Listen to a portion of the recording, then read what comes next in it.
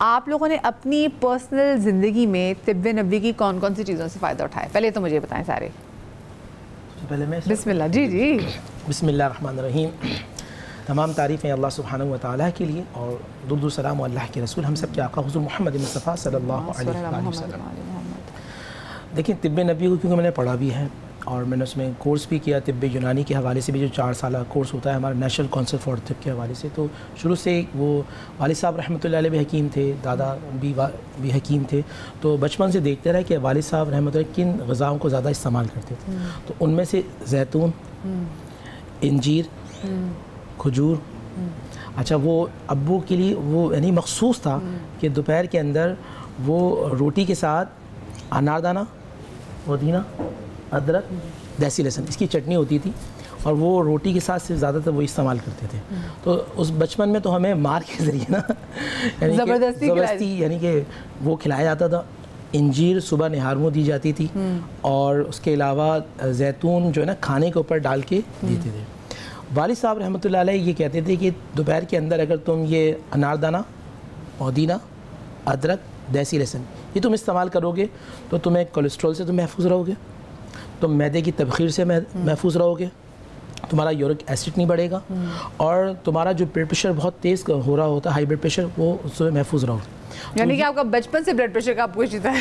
ہاں بالکل ایسے ہی. ہاں اچھا مجھے دیسی لہسن کا نہیں پتا تھا کہ بھی طب نبوی میں ہے. جی طب نبوی کے اندر خاص طور پہ یہ چیزیں ہیں. اچھا طب نبوی اور طب یونانی کو مرج کر کے ہم بتا رہے ہوتے ہیں. اچھا ٹھیک ہے. تو اس میں نبی السلام اس کو استعمال فرمایا کرتے تھے کھجور کا بہت زیادہ، زیتون کا، انجیر کا. تو انجیر تو میں آج بھی بہت استعمال کرتا ہوں اور جو میرے پاس مریض آتے ہیں میں ان کو بھی تجویز کرتا ہوں، خاص طور پہ جو معدے کے امراض میں انجیر ان کے لیے بہت بڑا خزانہ اور اب یہ کہہ لیں کوہ نور ہے. کوہ نور ہے. علامہ صاحب آپ کے ہاں طب نبوی میں کون سی ایسی چیزیں جس کا بہت استعمال ہوتا تھا؟ اعوذ باللہ من الشیطان الرجیم، بسم اللہ الرحمن الرحیم. دیکھیے میں خوراک سے زیادہ یعنی دوا سے زیادہ میں سمجھتا ہوں کہ احتیاط وہ دوا سے بھی افضل چیز ہوتی ہے. ٹھیک ہے نا؟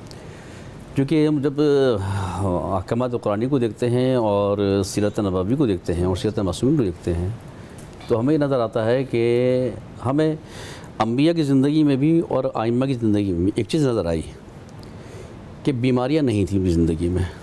ٹھیک ہے. اگر کوئی نبی بیمار ہوا تو وہ حکم الہی سے حکمت تھی اس میں، بندوں کو سکھانے کے لیے اللہ نے اپنے نمائندوں کو وقتی طور پر بیماری دی. ورنہ ان ہستیوں میں آپ کو زندگی بیماریاں نظر نہیں آئیں گی. ٹھیک ہے. حضرت علی کی مثال ہے، کبھی زندگی میں آگ شعب چشم نہیں ہوا، ایک ہی مرتبہ ہوا جنگ خیبر کے موقع پر.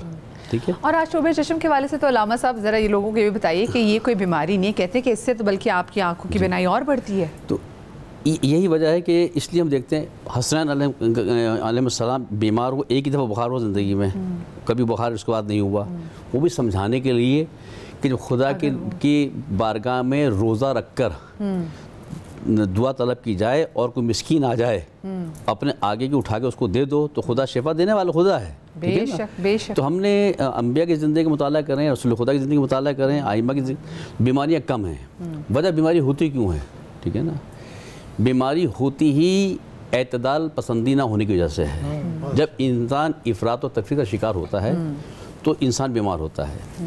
جو تناسب اللہ نے زندگی میں عطا کر دیا ہے، اگر انسان اپنی زندگی کو اس تناسب کے ساتھ گزارے گا تو بیمار نہیں ہو سکتا، نہیں ہوگا کبھی بھی. ٹھیک ہے. اب ظاہر ہے کہ تفصیلی گفتگو کا موقع نہیں ہے. اسی طریقے سے ہم دیکھیں، ایک مثال دوں آپ کو کہ بلڈ پریشر، ٹھیک ہے، شوگر، دنیا کی کسی ڈکشنری کے اندر شوگر کو ڈیزیز نہیں کہا گیا. شوگر بیماری نہیں ہے. کوئی ڈکشنری اٹھا لیجئے آپ، شوگر کے معنی ڈیزیز کے نہیں، بیماری کے نہیں ہیں. لیکن جس کو شوگر ہو جائے ام الامراض ضرور ہے. یہ تمام بیماریوں کی ماں ہے شوگر. جس کو شوگر ہو جائے اس کو پھر کسی اور بیماری ضرورت نہیں، خود بخود بقیہ بیماریاں لگ جائیں گی اس کو. اچھا اب شوگر کیوں ہوتی ہے؟ پروردگار عالم نے ہمارے جسم کے اندر پائپ لائن بچھائی ہوئی ہے، رگیں بچھائی ہوئی ہیں. ان رگوں میں دوڑنے والا خون جو ہے اس کی رفتار خدا نے معین کی ہوئی ہے. اسی رفتار سے دل دھڑکتا ہے ہمارا، اسی رفتار سے خون کی سپلائی ہوتی ہے. ٹھیک ہے. ہوتا کیا ہے کہ جیسے ہم دنیا میں دیکھتے ہیں پائپ لائن، اگر ایک معمول کے تحت سسٹم کے تحت چل رہی ہوں تو کوئی پائپ لائن نہیں پھٹے گی, کوئی گٹر نہیں گلے گا, ٹھیک ہے نا. لیکن جہاں اس میں آپ نے سسٹم کے کو کراس کیا, بلاکیج ہوئی, جتنی اس میں برداشت ہے وہ پائپ لائن برداشت کرے گی, جب نہیں ہوگی وہ بلاسٹ ہو جائے گی. جو شوگر ہے بیماری نہیں ہے. کیوں؟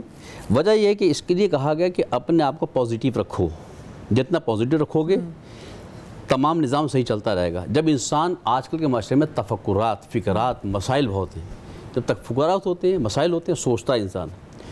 جب سوچنا شروع کرتا ہے تو آہستہ آہستہ یہ پریشر ان پائپ لائن پر پڑتا ہے.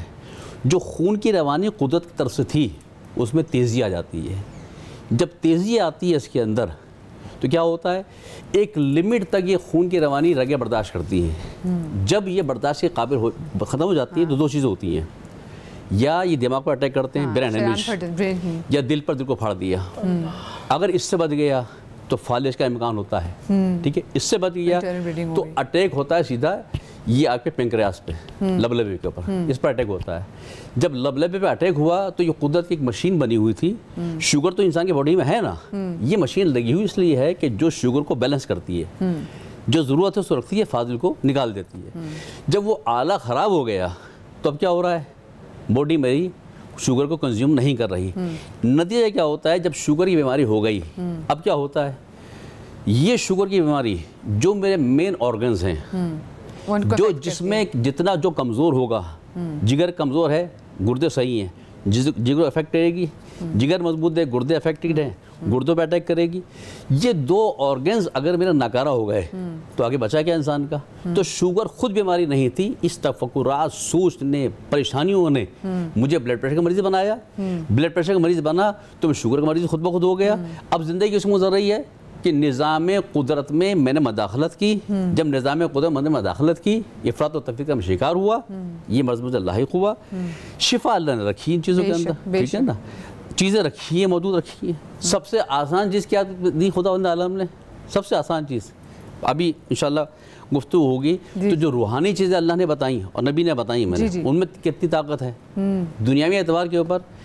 وہ چیز دیکھیے, انسان کیا ہے اپنا کتنا بڑا سمجھتا ہے, لیکن ایک مکھی کا فضلہ, اس فضلے کو انسان کے سارے امراض کی شفا کا سبب بنا دیا اس نے, ٹھیک ہے.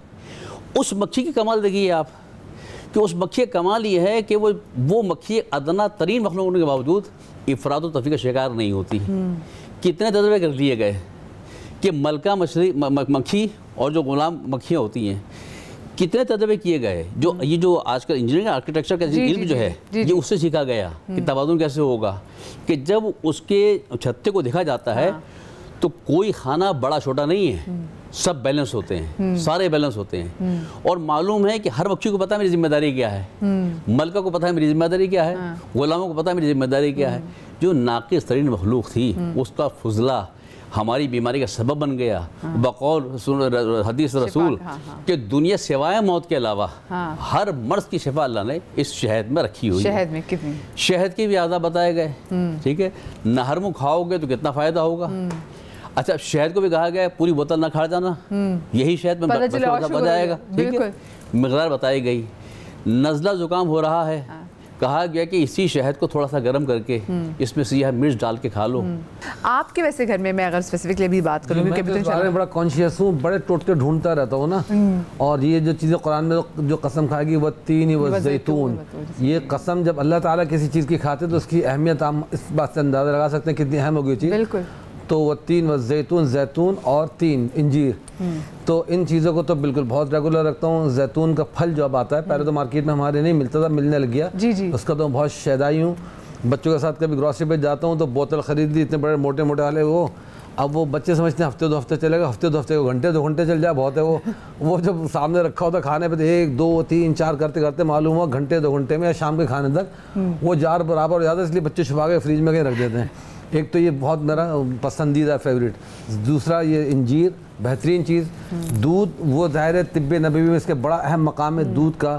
اور ایک آب شفا جو ہمارا زمزم ہے ماشاءاللہ, اس کے اندر ساری شفائیں رکھی گئی. یہ ہو گیا پھر حبۃ السودا جس کو کہا گیا کلونجی.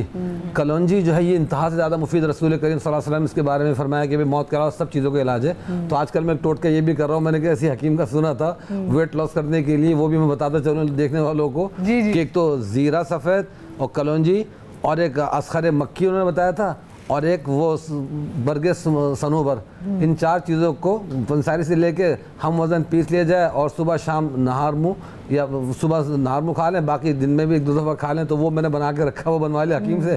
اب وہ پھانکتا رہتا ہوں اس کے اندر, وہ اس بہانے جو ہے نا وہ کلونجی بھی چلی جاتی ہے. تو انہوں نے شرطیہ بتایا تھا کہ جی ویٹ لاس ہوگا اور آپ کے کپڑے جو ہے آہستہ آہستہ لوز ہونے شروع ہو جائیں گے.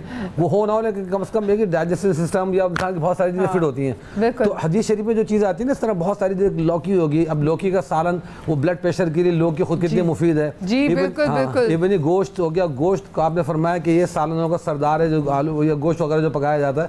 پھر اس کے اندر بھی جو پارٹ آپ کو پسند تھا دستی کا گوشت بکرے کا, وہ بڑا زبردست مفید ہے.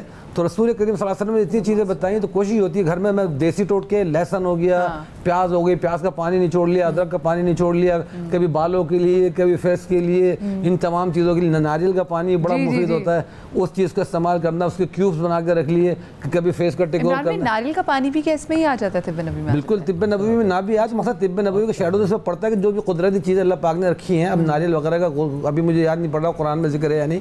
بہرحال قرآن میں سے انگور کا ذکر ہے اور بیر کا ذکر ہے, اسی طرح بہت ساری چیزوں کا ذکر. بیر کے پتے وہ بڑے جو ہے سمجھے روحانی لحاظ سے مفید ہیں کہ بیری کے جو پتے ہوتے ہیں یہ غسل میت میں بھی مفید ہوتے ہیں. اسی طرح کسی جادو جنات کے اثرات ہوں اس کے لیے بڑے مفید ہوتے ہیں کہ ان کو بھگو کے اس سے غسل دیا جائے تو اس سے بہت اثرات ظاہر ہو جاتے ہیں. مجھے ایک چھوٹی سی بریک لینی, بریک کے بعد حاضر ہوتے ہیں, کہیں مت جائیے گا.